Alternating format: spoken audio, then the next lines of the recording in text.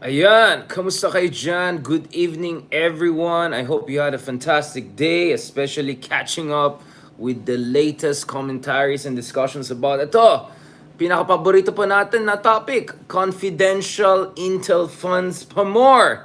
Sana all, sana all, sana all. Medyo malaki-laki po ang allocation ng intelligence, super intelligent, confidential, very transparent funds dito sa upcoming national budget natin. Obviously, with the State of the Nation address, the second State of the Nation address of President Marcos Jr. over, now we're gonna get down to the business of budget, no? Allocation of budget, nagbigay na po ng general direction, blueprint, vision for the year, sets of priorities ang ating minamahal na Pangulo. So now it's up to our legislators, no, to our Congress to determine saan pupunta ang pera. And of course, this will be in one way or another coordinated with the Department of Budget and Management. And one of the items na pinag-usapan ngayon, of course, is yung size of the confidential intelligence funds for the 2024 fiscal year national budget. Obviously, mahalaga yan, not because of only yung concern natin with transparency, with good governance, kamusta naman ang anti-corruption initiatives ni Pangulong Marcos Jr. We're still waiting for updates on that so far. But the other thing also to keep in mind here is, eto na nga we keep on hearing that kulang yung budget natin for para sa depensa ng ating bansa, no? Ating karagatan dyan sa West Philippine Sea, kulang daw yung budget para sa AFP modernization, etc. So we wanted to get down to business here and talk about some of the things that we really have to prioritize. And that's why, over the past 24 hours or so, mga ka-Hidarians, ka-Spacers, mga ka-YouTubers, one of the things that we keep on hammering on is the necessity to do something about what's happening, especially sa Second Thomas Shoal or yung Ayungin Shoal, because we have a very precarious presence there.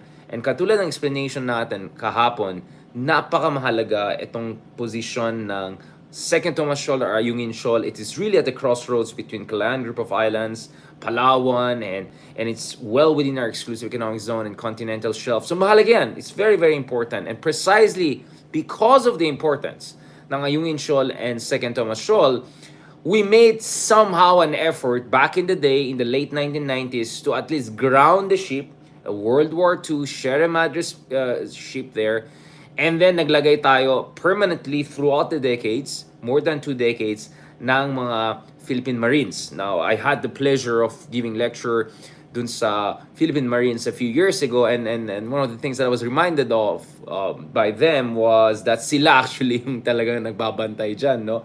Of course, kausap po natin yung Philippine Navy, kausap po natin Philippine Army, Philippine Air Force, all of them. Lahat po sila mga patriots, nagko-contribute dito sa pagdepensa sa ating soberania.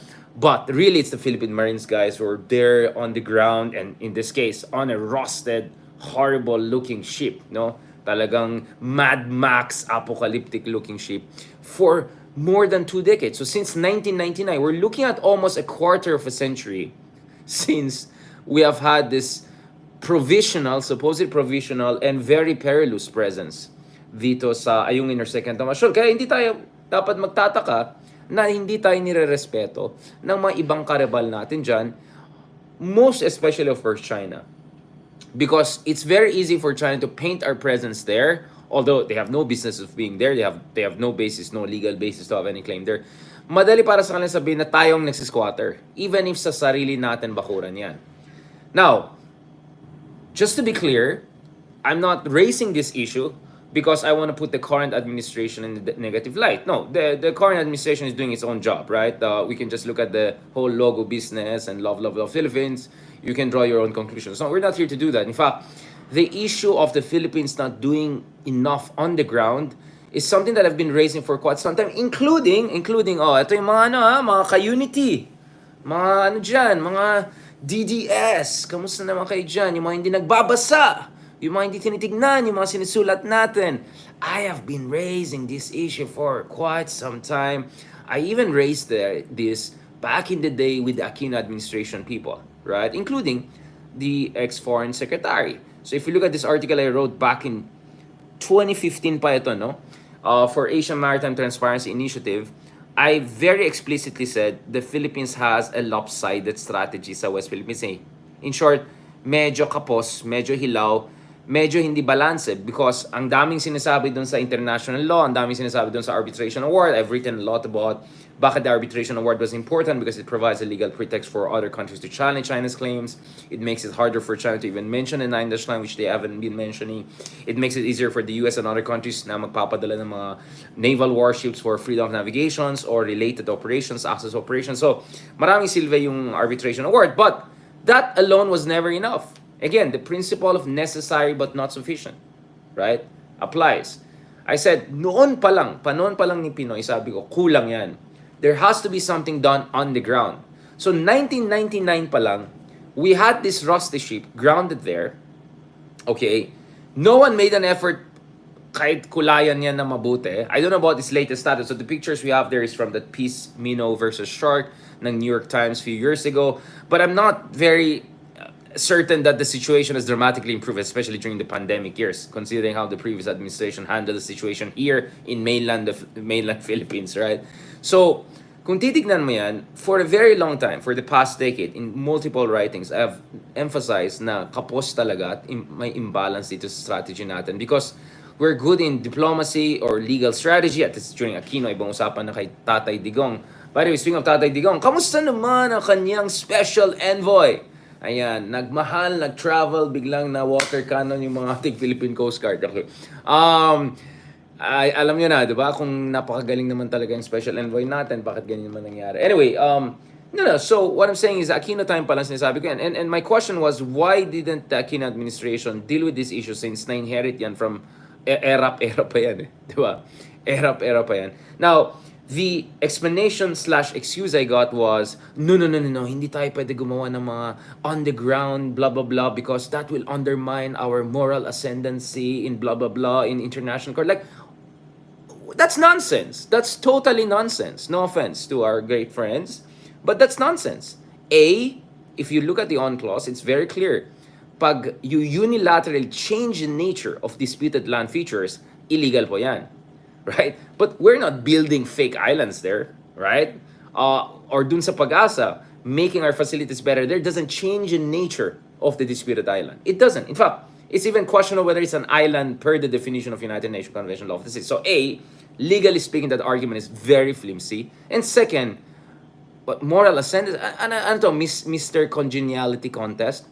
So as much as I've been very critical of this friends to all, enemy to none, mga patourism level na national security doctrine, foreign policy doctrine, I was also very critical of this kind of a moral ascent. No. This is brutal realpolitik. They're scramble on the ground. The Vietnamese, they're making facilities right and left. They're also deploying military assets there. The Malaysians have a beautiful resort dun sa layang-layang. They have naval squadrons positioned there. Kung tinignan mo yung mga isla ng Vietnam and Malaysia, never mind Taiwan, never mind China na NBA level, na next level, na few kilometers long yung airstrip pa lang nila, mapapayak ka talaga na bakit mo ang squattering sa atin? Well, this is well within our exclusive economic zone. It's not even an island. It's not even a rock. It's a low tide elevation. It cannot even be claimed as a territory. Right? Bakit ganyan yung position and position natin? So, no, this was not about just a single administration or two. This is about all administrations since, and this is where things get interesting. Again, no fan of dictators, no fan of corrupt dictators. But if there's one thing that we got right when we had a full-blown dictatorship, no, Duterte was not a full-blown dictator. Anyone with a sound mind knows that you don't classify him as dictator. He was authoritarian populist, no question about, but not dictator. I'm talking about, of course, Marcos Sr. Now, if you look at Marcos Sr., it was really during his time that there was an effort by the Philippines to build state-of-the-art, back in the day, facilities. Isa dyan yung Pag-asa. We built this, mga kameta, back in the 1970s pa natin ginawa yan. We were way ahead of the curve. Ginawa pa natin nun. And yet, year after year after year, in fact, decades after decades after decade, there was no follow-through on that. In fact, if you want to see more details, please check out my interview with Dr. Attorney Professor Batumbakal of University of the Philippines College of Law. We talked about yung kasaysayan, no, ng Philippines efforts to consolidate yung position natin sa West Philippine Sea. And dito, this is one of the areas that Marcos Sr. Got it right. There was a vision.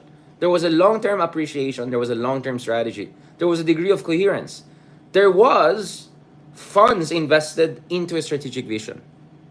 The technology that we had to employ in the 1970s to build this airstrip, right? And then, tingnan niyo yung itsura niya in more recent years. Parang, parang dilapidated, abandoned airport in the middle of nowhere, right? So, this is not how it's supposed to look like. So, administration after administration, palpak. Hindi ginawa yung kanilang trabaho. In fact, I raised this issue with no less than the late President Ramos also, because I felt of all Filipino president in recent decades, he had the most strategic vision, or at least sophistication in terms of strategic thinking. But the excuses I got is kulang sa fund, priorities, etc. Okay, I'll give Ramos a break because he had to, I don't know, recover the Philippines from the coups and all the destabilization and instabilities we had in the 1980s. Pero naman ang excuse ng mga sumunod na administrations, right? So at least panang ni ERAP, yung grounded ship ang nilagay natin sa Ayungin. But I mean, come on guys, this is a joke. And this is important because we keep on getting this discussion about wala tayong funds, wala tayong pera, etc. Well, guess what?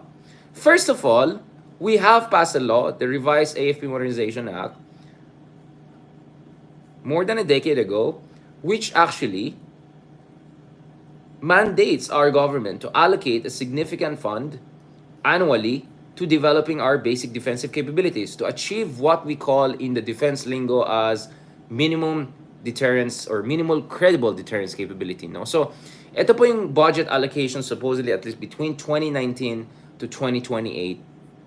So, we were supposed to have a steady increase dito sa ating defense spending with the hope that more and more of this additional spending goes into acquiring 21st century defensive capabilities. I'm talking about Generation 4.5 or at the very least, upgraded versions of Generation 4 fighter jets. Wala pa tayo niyan. F-16 fighters, for instance, right now upgraded. I'm talking about some sort of missile defense capability. Medyo we have done better than that in terms of BrahMos missile systems. I'm talking about more advanced frigates and corvettes. We're not there yet, but we're kind of moving in that direction. So we're still behind the curve. We're barely in the third horizon. Now, President Marcos Jr., by the way, this was introduced by Aquino II, right? By Benigno Aquino III. Aquino II, I mean second Aquino president. In 2011, so by 2012, pumasok na ito. So thank you kay Aquino and thank you kay Duterte for allocating funds. We're talking about billions of dollars to this. Kaya medyo may konting improvement na sa ating mga basic capabilities. But we're still way behind the curve. And the pandemic and the shambolic way by which the previous administration handled the pandemic, of course, undermined our ability to push this along its schedule. But President Marcos said that on track naman dapat tayo dito sa Horizon 3 whereby we have to focus more on our Air Force and all. So this is what the President said earlier this year. Sabi niya, AFP modernization is on track. Meaning, we're moving towards developing minimum deterrence capability. But the fact of the matter is, you're also hearing more and more people saying that kulang tayo sa funds, kulang tayo sa ganito, kulang tayo sa ganyan. And I think that's where the issue of all of these funds come from. The Maharlika Sovereign Wealth Fund, again, many real decent economists will tell you, I'm not sure we really need something like that, or I'm not sure this is the best time to come up with something like that. And then there's the issue of confidential funds. Now, when it comes to Intel funds, let's first discuss the issue. Let's be fair. Again, diba? Alam naman, mga Kaidarians, we're fair. Let's discuss the issue as it is. So, ayon sa ating minamahal na gobyerno, ito po yung mahal naman talaga natin eh. Mahal natin, especially kung competent. Right? Na ibang usapan na kung talaga. Okay. Let's talk Intel funds. Okay. So, ito. So, ating Department of Budget Secretary has said that, we're moving towards increase in confidential funds. Nasaan yung glasses ko? So, ayon kay Budget Secretary Amana Pangandaman, she revealed the other week that 3 agencies of the Department of Information and Communication Technology, Anti-Money Laundering Council, and the Presidential Security Group requested an increase in their confidential intelligence fund. Meron pong increase na 120 million for the CIF, no? So may increase na po. So what we're looking at is this. Ito again, these are just facts out there. You can read it on your own. This is what we're looking at. Ugh. Wala tayong pera, di ba guys? Kawawa naman tayo, wala tayong pera. But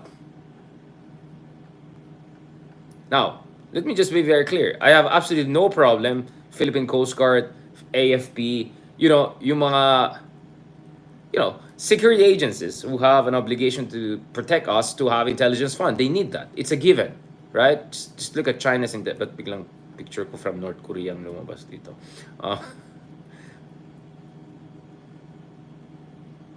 So I have absolutely no problem whatsoever with security agencies getting intelligence fund if it's for the purpose of defending the country, right? Making sure that there's a counter-espionage activities, there's also intelligence gathering to know what our karibals. Pero di ba, we're friends to all, enemy to none. Bakit pa natin kailangan ng army? Bakit pa natin kailangan ng intelligence? Di ba, friends naman natin lahat. Okay, now going back to this. No, seriously speaking, of course we need money for intelligence fund and all. So, but this is it. As much as I'm 100% for our security agencies getting intelligence fund, we know that the intelligence funds are not just going to the intelligence agencies, whose very job is to protect everyone, including the president, the vice president, and all key institutions of the state, right? So the office of president alone is already asking for 4.56 billion, almost 4.6 billion pesos in confidential intelligence fund for the 2024 National Expenditure Plan, right? Which the Department of Budget and Management formally submitted to the House of Representatives the other day. Okay? Now, in fairness naman kay Pangandaman, sinasabi niya, the percentage naman is not changing that much. Because if you look at the percentage of budget, it actually peaked in 2018 at 0.2%, and now it's going to be at 0.17%. So lower down as a percentage. But in absolute terms, of course, it's increasing. So that's the argument that the Department of Budget Management is making. The other argument they're making is that, well, it is confidential, but it's still, right? It's still subjected to certain protocols or SOPs on how confidential funds are allocated and justified, right? So it's not totally non-transparent. That's the argument they're making. Nevertheless, there are many critics who are saying why, for instance, not only the office of the president, but the office of the vice president is also getting so much intelligence funds. No? So these are some of the questions that are being raised. Sana all, di ba? Lahat na lang, bigyan na lang intelligence fund. Baka kailangan din ng DPWH kasi di ba kailangan natin protektahan yung mga projects natin. Baka naman. Baka kailangan din natin bigyan ng ano pa. Alam niyo na, di ba? I mean, every department can come up with a reason to have their own intelligence fund. Right? Because all departments need to protect themselves against mandanakaw, against threats, etc. But anyway, so the Office of the Vice President defended the 150 million confidential fund. Sabi nila mahalaga yan because when you talk about education, it's intertwined with national security, right? So because the education is intertwined with national security, napakahalaga na we mold children who are patriotic, children who will love our country, who will defend our country. Okay, fantastic, great. By its nature, is confidential fund, so we cannot discuss kung paano siya ginagamit sa operations. Like, wow, interesting. So, wag na natin pag-usapan. Now, of course, some people have raised issues with this because, of course, everything is intertwined with national security. Infrastructure build-up is intertwined with national security. Agriculture development is intertwined with national security because insurgency, in one way or another, has to do with lack of infrastructure development, inclusive development, etc. But the other, of course, argument is that why the previous vice president didn't have any intelligence fund, and she seemed to be able to get by and get to do her job, especially with a very limited budget. Of course, ibang usapan pa yung budget of OVP. She was able to help a lot in terms of the pandemic relief operations, etc. So, in 2019, Vice President, duly elected Vice President Leni Robredo actually criticized the Duterte administration back then for use of Intel funds. At ayon sa kanila, wala silang Intel funds, which is something that had to be confirmed with the Commission on Audit. And as far as you know, multiple occasions the Commission on Audit made it clear that pagdating sa transparency and accountability, the OVP under the previous administration of Leni Robredo, talking about the OVP administration, was top of the charts, no? So yeah, so you can check it on your own. You can also look at the COA report, for instance. So they were not just criticizing, they were embodying what they were talking about on the previous administration. So, yun nga eh. So, my point is, we seem to have a lot of money for a lot of things, including millions for logos, hundreds of millions for rebranding. We seem to have billions of pesos for intel and confidential fund for non-security agencies or non-primary security agencies. I mean, of course, we have to protect our president. I'm 100% for that. Of course, we have a very great president who travels a lot. He has to be well protected. I understand that. Many people love him, 31 million and more. I get it. But my point is, sana naman siguro medyo mag-focus din tayo dun sa mga ahensya at mga institutions sa ating estado na who are actually made for the very purpose of defending our country. Yung ating karagatan, ang ating mga officials, sa ating estado. So, we have to make sure that we meet our budget commitments when it comes to defense spending. Not only dun sa pension and sahod, but actually in terms of acquiring strong enough weapon systems para hindi tayo mabubuli. Again, the strategy here is porcupine. We're not here na tapatan ng China yung mga ganun. Of course, hindi natin matapatan on a one-to-one basis or head-to-head count. No, this is about having minimum credible defensive capabilities. Pwede tayong magiging poison shrimp, as Lee Kuan Yew famously put it. And siguro naman, a few million pesos could go a long way of at least pipunturahin naman natin itong mga kawawang natin, yung mga position natin dyan sa Ayungin Shoal sa West Philippine Sea. Para hindi naman mukhang squatter, di ba? Para re-respetuhin naman tayo sa sarili natin bakuran, di ba? If it's ours, then let's show that it's ours. And let's show that we appreciate our own people, because these are the people who really need the funds. They're at the very front line. There's no need even to explain ano yung entwined, whatever. No, it's clear as daylight. Or not so daylight because sa sobrang rusty and dark itong ship na ito, hindi mo na makita. So, aside from anti-tetanus and other kinds of aid, I think kailangan talaga at least pipinturan yan. Now, obviously, this is a major strategic issue dahil sa kapalpakan ng mga sunod-sunod na administration. So, it's unfair to just blame Marcos on that. Bago pa lang si Marcos, at least relatively.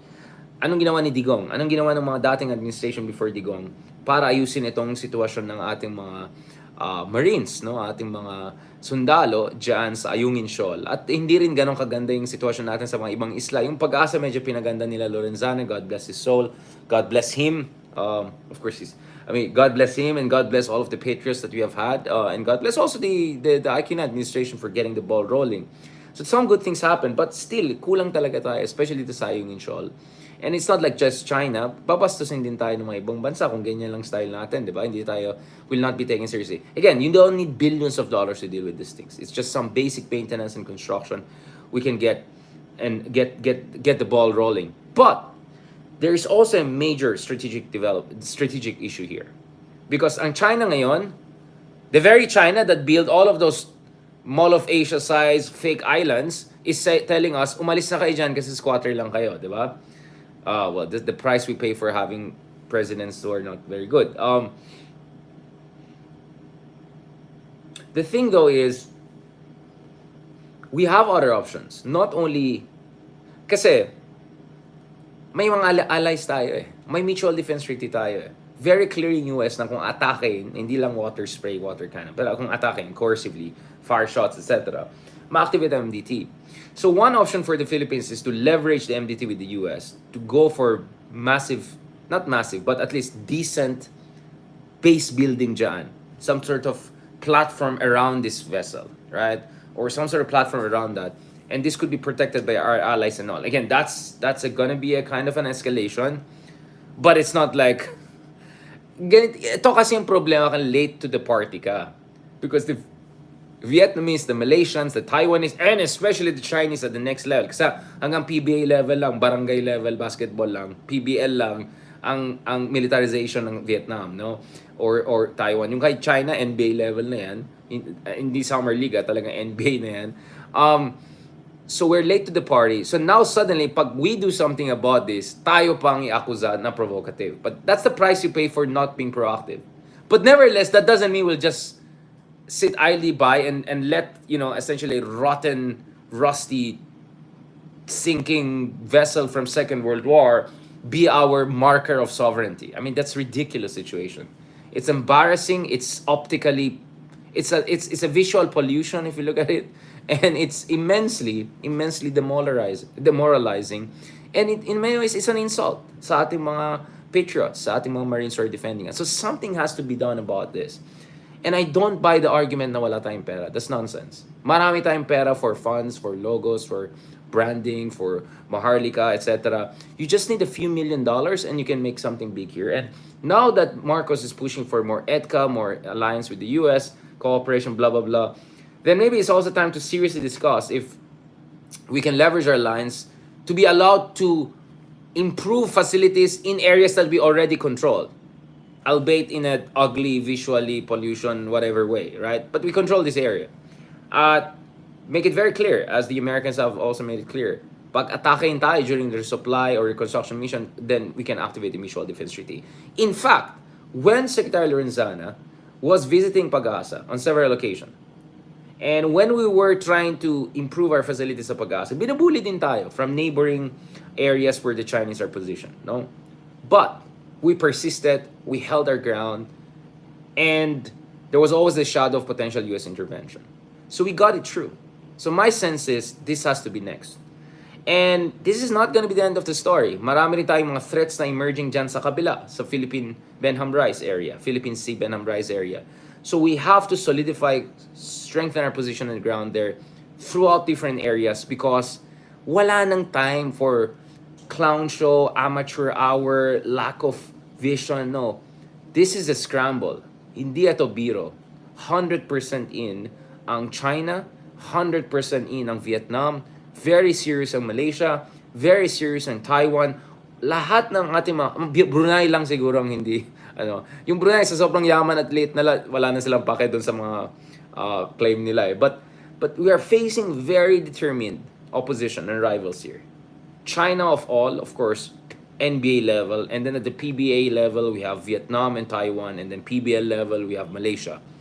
So, hindi tayo pwede purong puso lang. Kailangan ng diskarte, kailangan ng tapang, kailangan ng galing. And this is what we want to see from our president. Now, in fairness, at the very least, what President Marcos has said so far is that there was no agreement, or if there is, or there were, for that matter, wala, hindi mangyayari yan, which is, because some were saying, obviously, you know who are these people who are saying this. By the way, saan si Tatay Digong? Wala pa siyang di ba ang tapang-tapang niya? Di ba kamusta ang jet ski natin? Sabi naman ni Marcos Jr., wala naman agreements daw na tatanggalin natin yung Sierra Madre na yan. Di ba? Well, there's no agreement such as that.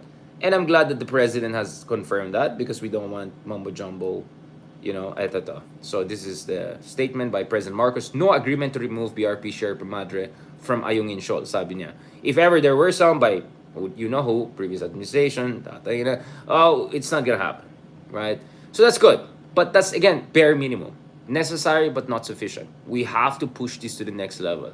We have to really check some options, serious options, including getting help from our allies to improve our facilities on the ground. Kasi kawawa yung troops natin. And please lang, stop saying this nonsense about we don't have money, we don't have funds, all of those things. Because we do have funds if we know how to prioritize. And we do have funds,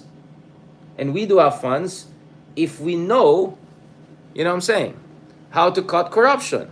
I mean, more than 700 billion pesos of corruption annually based on some data of our own government a few years back. Good luck na lang yan. So there's the money. It's a question of prioritization. It's also a question of shedding light. Napansin ko yung response ng tao nung pinost natin yung mga pictures via the New York Times. Really, really striking pictures of how horrible the situation is on the ground. No, I know there was a documentary by my former home, GMA Network. But kulang eh. We have to keep on hammering this. We have to keep on reminding this. And dun sa mga ka-unity, no, this was not pointed at Marcos per se. This is just pointed at every Filipino president in recent memory, or people saying that wala tayong pera, we cannot afford. That's nonsense. We have more than enough money to have the bare minimum. And the problem is that even the bare minimum, yun ang wala tayo ngayon. And this is unacceptable. No one is gonna take us seriously, including our allies, if we keep on doing this. Parang squatter lang tayo sa sarili natin bakuran. This is unacceptable. And this is something that has to be highlighted over and over and again, because we have to pressure authorities to stand their ground, do the right thing, at kawawa naman yung mga ating mga sundalo. They deserve way better than this. Hindi ko na alam dun sa mga armored Land Cruiser, yung mga ganyan. But, definitely, they deserve better than this, di ba? At sana naman may mga anti-tetano, mga ganyan na medication dyan. Kasi grabe naman, visual ano pa lang, medyo, whew, too much. Alright, thank you very much again dun sa lahat ng mga nag-comments, sa mga people who made suggestions. I appreciate it. Sana naman magpakabait kayo. Ay, confidential funds should be all allocated, develop, and fortify the West Philippine Sea. Sabi ni Busy Me. Thank you, sir, for joining us, even if busy ka. Ayan, hindi naman, point naman na, ayan na, mga nagbubuli na dyan. Alright, thank you very much sa mga ka-spacers natin. Thank you for that. If there's some question, thank you. Thank you, I really appreciate this. Let's continue this conversation. Thank you rin dito sa ating mga supporters sa, ano yung mga tanong nyo dyan?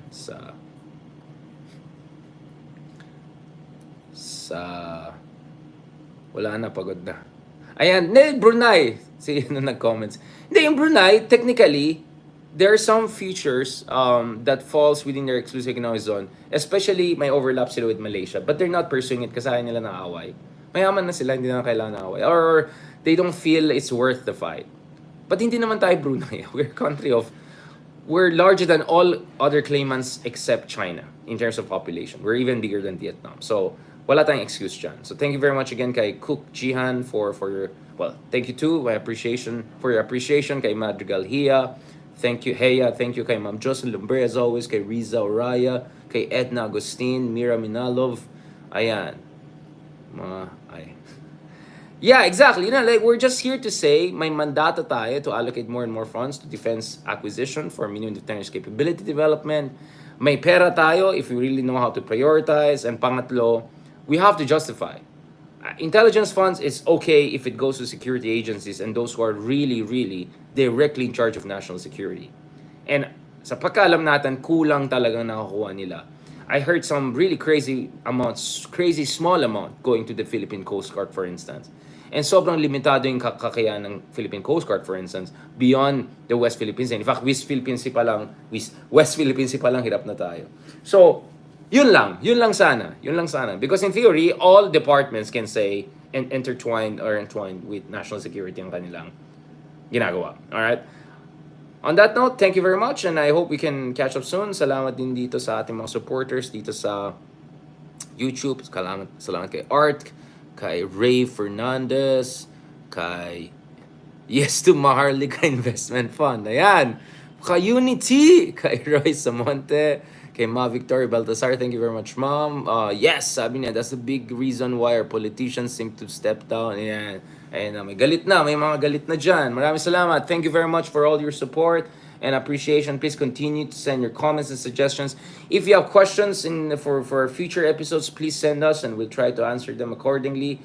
And if you have also suggestions and issues that you want to further discuss, we really, really appreciate that. So, yan. Thank you very much again. Sabi naman ni Jose Andreas, kahit pala gabi na may mga troll pa. Of course, over time, kailangan kumita kasi di natin pinapansin sa araw. At alam nyo na, hindi na naging Malacanang vloggers yung iba, kaya hindi na natin alam nasaan na yung mga iba dyan. On that note, thank you very much. Thank you again for your support. Thank you again also support my mom, Victoria. Thank you again sa lahat ng mga sumusupport sa atin dito across different platforms. I really appreciate it. I hope we continue this conversation. Again, this is not only about President Marcos Jr. This is not only about X, Y, and Z. This is about failure, cumulative failure, administration after administration after administration. At kaya ganyang parang kawawa yung kalagayan natin sa West Philippine Sea. At ayoko talaga yung excuse na sinasabi wala tayong pera because with proper prioritization, kahit mga mahirap na bansa katulad ng Vietnam, Pakistan, whatever, they were able to develop some significant national defense capabilities. So clearly, kulang sa prioritization talaga ang ating mga elites, mga political elites natin. I'm not saying all, some are better than others, but overall, it's clear that talaga may mga pagkakulang at mga failures talaga tayo pagdating sa national security policy. At no offense again dun sa mga ibang mga magagaling natin senators, no, we don't need martial law, we don't need constitutional change or anything like that in order to better defend our country. We just need a sound, sustainable, and consistent application of what we already have, which is AFP modernization, right? We have already a blueprint. We just have to properly implement it. Okay? On that note, thank you very much and talk to you guys soon.